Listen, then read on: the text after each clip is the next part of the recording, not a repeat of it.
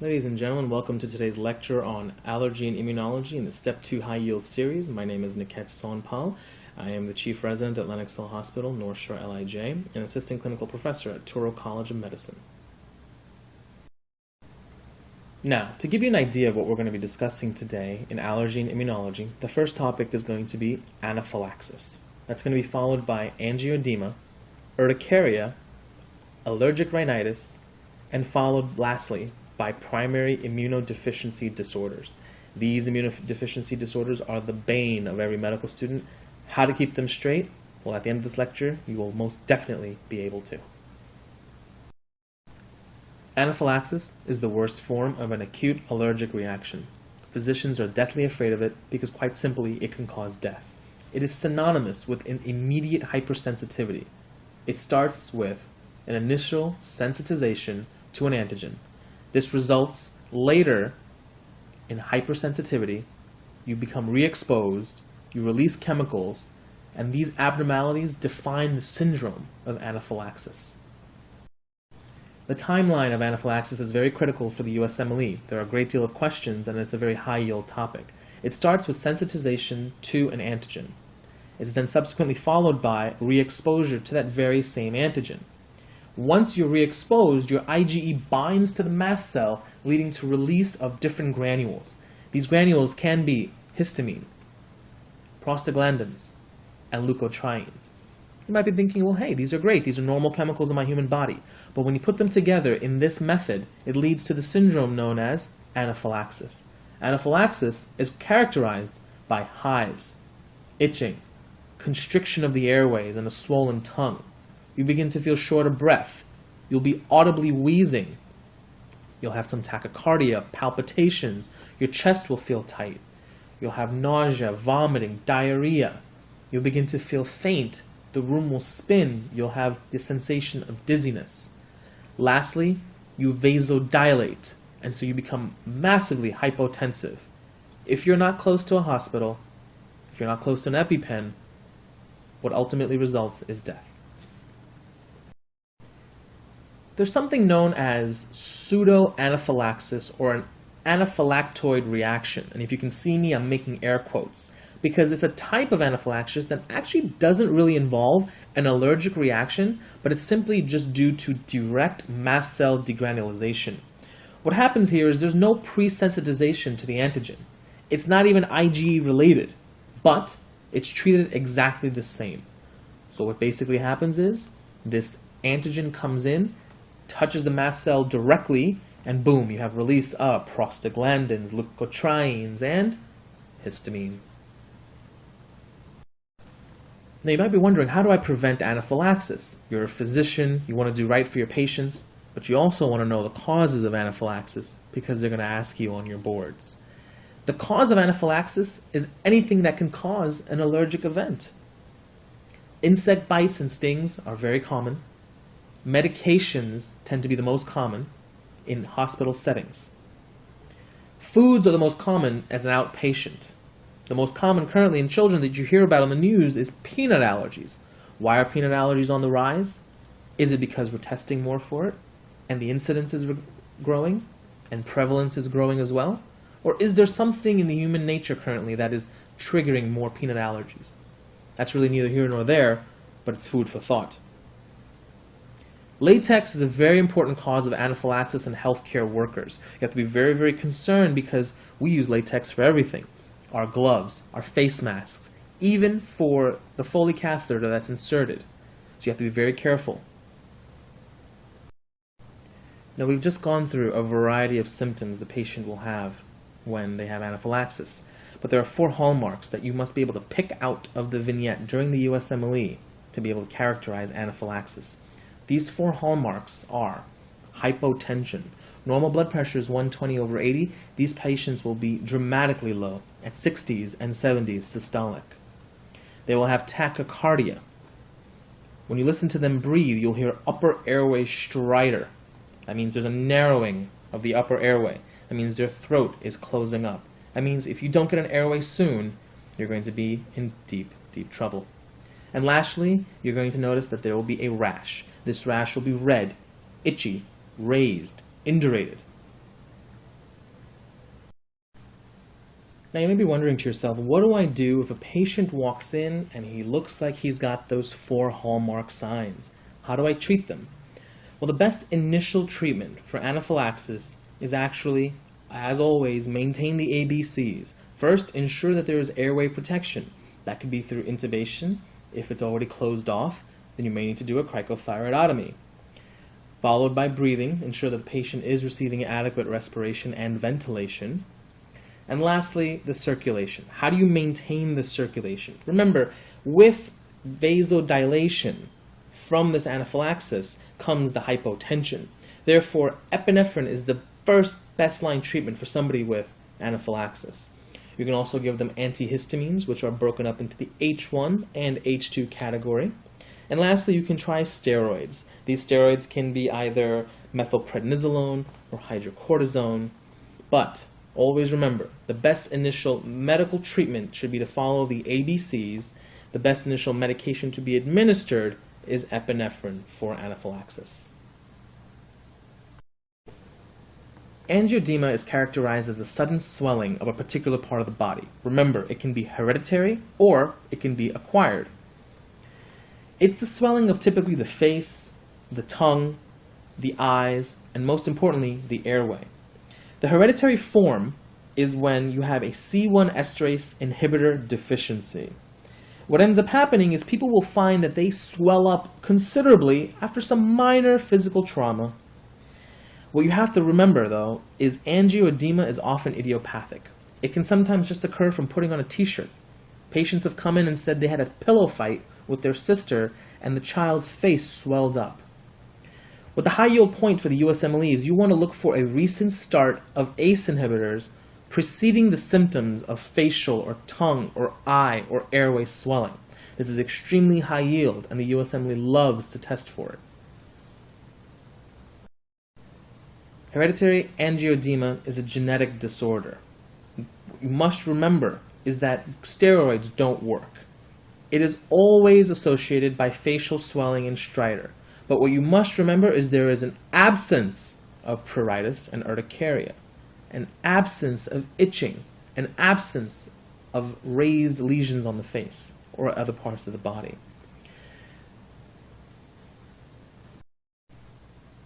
Now, when a patient presents to you with angioedema, how can you differentiate it from, say, the patient was stung by a really large mosquito? Well, the best initial test for hereditary angioedema is to check a C2 and C4 level in the complement pathway. When the lab returns, you'll notice that they are decreased. The next best test is also to actually check the C1 esterase inhibitor level. This too will also be decreased. What you must know is that there are 3 types of hereditary angioedema. Type 1 exists with a decreased level of the actual enzyme. Type 2 has normal levels but decreased function. And type 3, there's actually no detectable abnormality, but the patient still suffers from an idiopathic form of angioedema. The treatment of angioedema begins with ensuring that there's always a patent airway. Because of the fact that this is such a rapidly evolving process and you can lose the airway within minutes, you must ensure the patient is either A, breathing on their own, or B, intubated and you're helping them maintain the airway. In acute treatment, you can use fresh frozen plasma or a medication known as ekalanetide. In a long-term treatment, what's been shown to be effective has been androgens known as danazol or stanazol. For patients who are suffering from angioedema secondary to ACE inhibitors, the best next step is, exactly, remove the ACE inhibitor. Remember, angioedema from ACE inhibitors is due to the accumulation of bradykinin. This bradykinin accumulates and leads to the symptoms that we have just described. Urticaria is a form of allergic reaction that causes sudden swelling of the superficial skin layers. It can be caused by insect bites, certain medications, applied pressure to the skin, cold temperatures, and even vibration.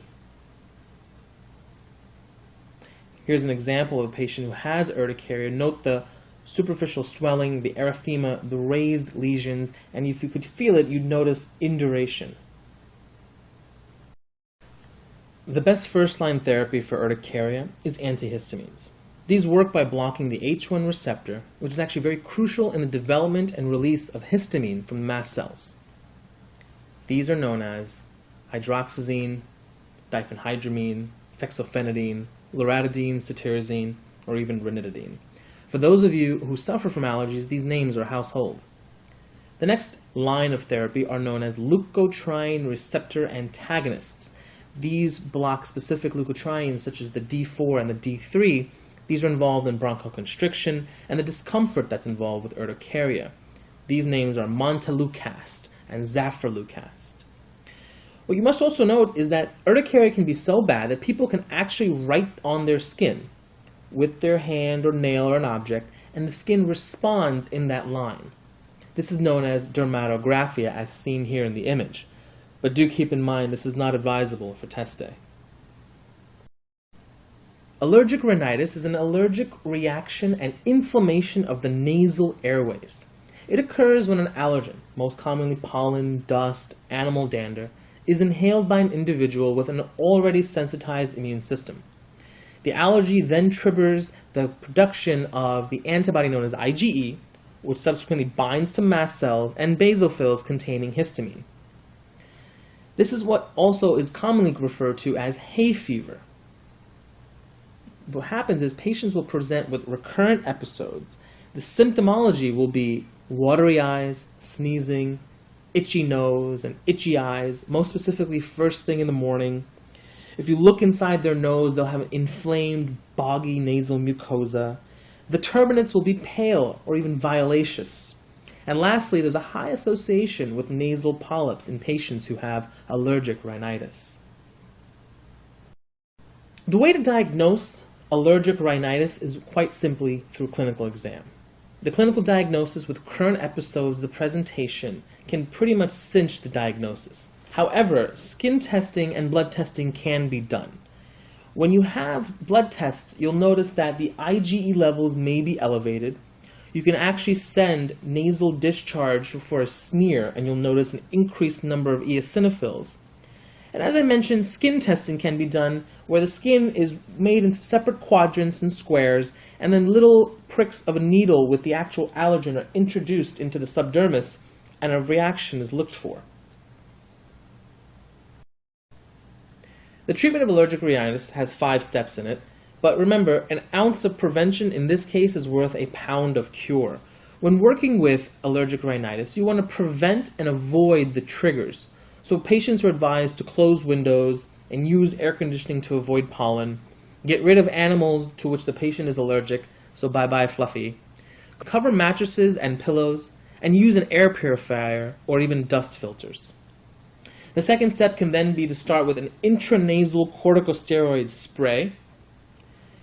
Then you can try using antihistamines, known as the H1 specifically. These are loratadine, clemastine, fexofenadine, bromopyramine. Then you can try intranasal anticholinergic medications. This is specifically known as ipratropium. And lastly, you can flood the patient and desensitize them to the allergens that cannot be avoided. And so over time, their body develops immunity towards it. Now we're going to switch gears and start talking about the primary immunodeficiencies.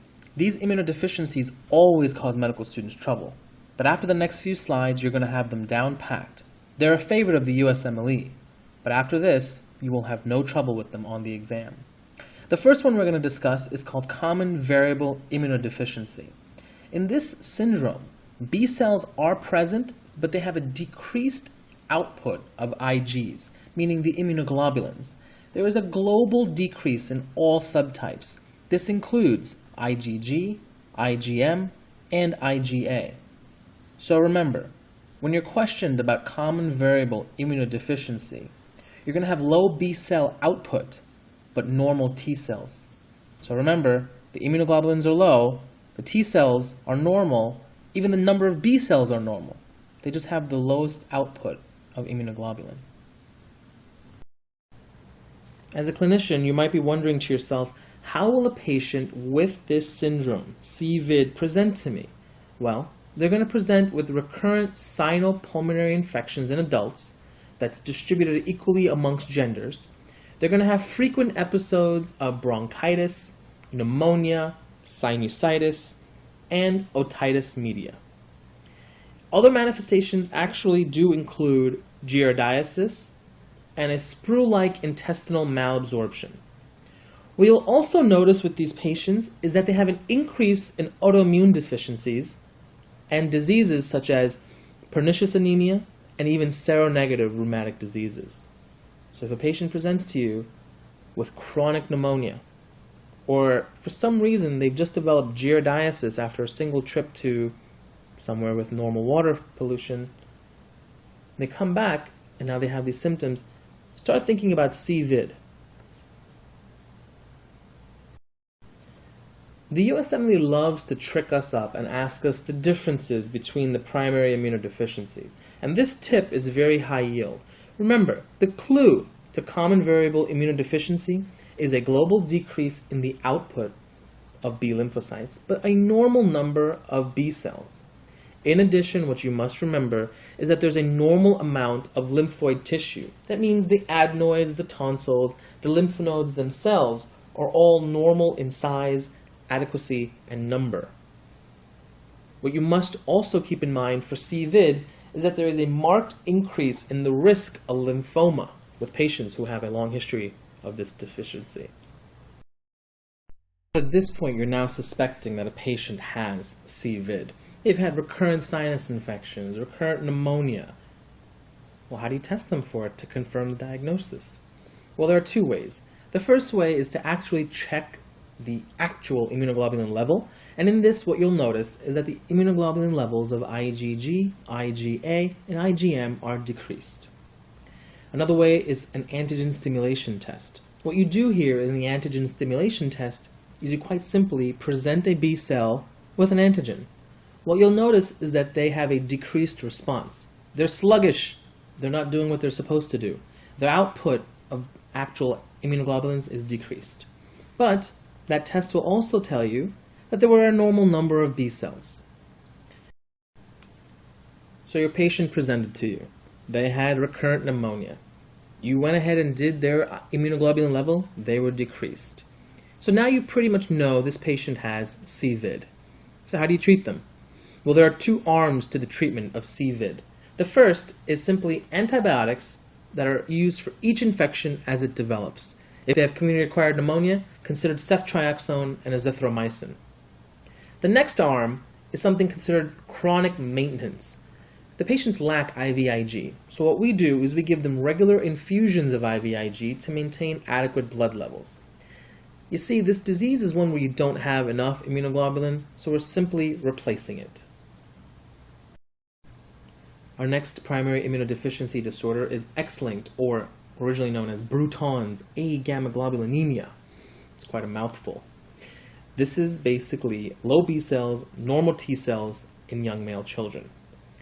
These male children will present to you with an increased frequency of sinopulmonary infections. What you'll notice in testing is their B cells are diminished in number, as is the lymphoid tissue.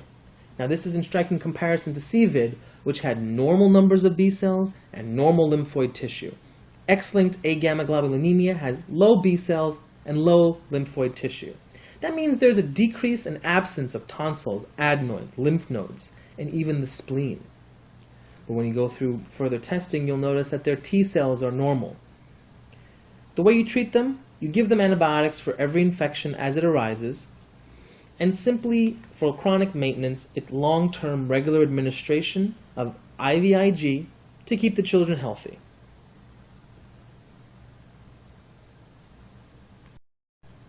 Severe combined immunodeficiency. Now this is really the big boy of primary immunodeficiencies. The word combined implies that there is an absence and even deficiency of both B and T cells in this patient. What this means is it's going to result in infections related to both types. So remember, low B, low T on testing means severe combined immunodeficiency. This is almost analogous to HIV. Now let's talk about each individual cell line in severe combined immunodeficiency. In the B cells, what you'll notice is there's decreased immunoglobulin production, leading to recurrent cyanopulmonary infections, beginning as early as 6 months of age. When it comes to the T cells, there is marked decrease in the number of T cells overall, giving many of the infections that you would actually see in somebody who had AIDS, such as PCP, varicella, and Candida.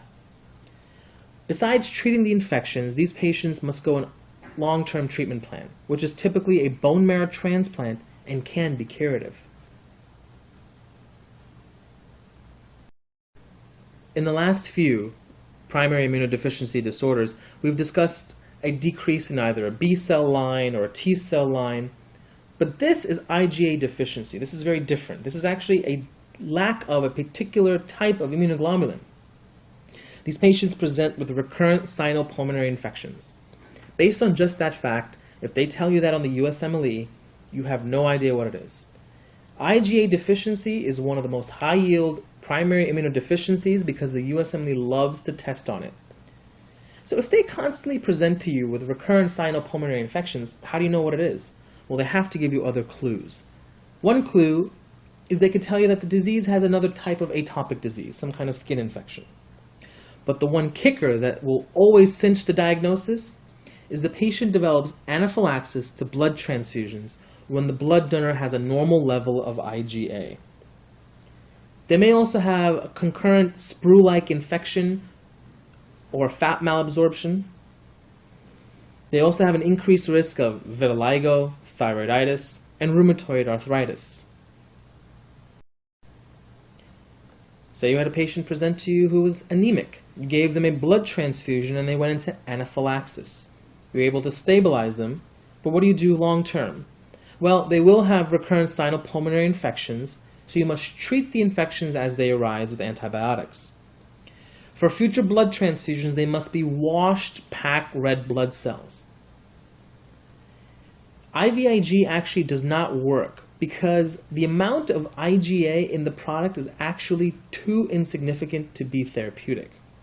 And in fact, the trace amounts of IgA and IVIG will actually provoke the same anaphylaxis that blood transfusion does.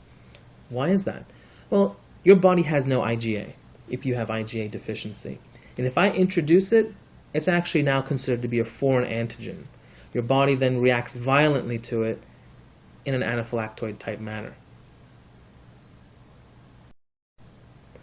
Hyper-IgE syndrome is another immunodeficiency that is relegated solely to a particular type of immunoglobulin. These patients will present with recurrent skin infections, not cyanopulmonary, but recurrent skin infections, most commonly due to Staphylococcus. The way to treat these patients is you treat the infections as they arise with anti-staphylococcal medication, and you can consider a prophylactic antibiotic such as dicloxacillin or cephalexin. A typical staph infection will look like this. It looks something like a pimple, but they can be larger, more deep, and what to keep in mind that the hallmark of a typical staph infection, not always, is a pustule, just like that. Wiskott-Aldrich syndrome is a very tricky one. It actually throws everyone off because it has a normal number of T and B cells. The reason you're immunocompromised is they decline with age. So how do you get the question right on the USMLE? Well, you want to look for an immunodeficiency that's combining both a presentation of thrombocytopenia, low platelets, and eczema. Another clue is that the T lymphocytes are markedly diminished in both the blood and the lymph nodes. Lastly, if they ask you about treatment, the best way to treat Wiskott-Aldrich syndrome is bone marrow transplant. It is truly the only definitive treatment. So remember, the tip for Wiskott-Aldrich syndrome is a normal T cell count, a normal B cell count. They just decline with age. Chronic granulomatous disease is exactly what it says it is. It's chronic granulomas. The disease results in extensive inflammatory reactions, and they can be all over the body, including, and most specifically, the lymph nodes. The lymph nodes, when examined, will have purulent material leaking out. Patients with CGD also are at a higher risk of developing aphthous ulcers, and inflammation of the nares is common.